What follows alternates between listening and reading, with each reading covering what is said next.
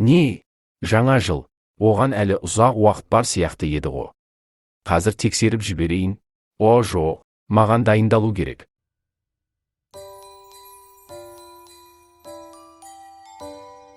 Сәлем достар, мен сендерді. Келе жатқан жаңа жылдарыңызбен құттықтаймын. Өткен жылға өкпе жоқ. Жаңа жылға үміт көп. Бәле, жәленің бәрі 2024-те қалсын.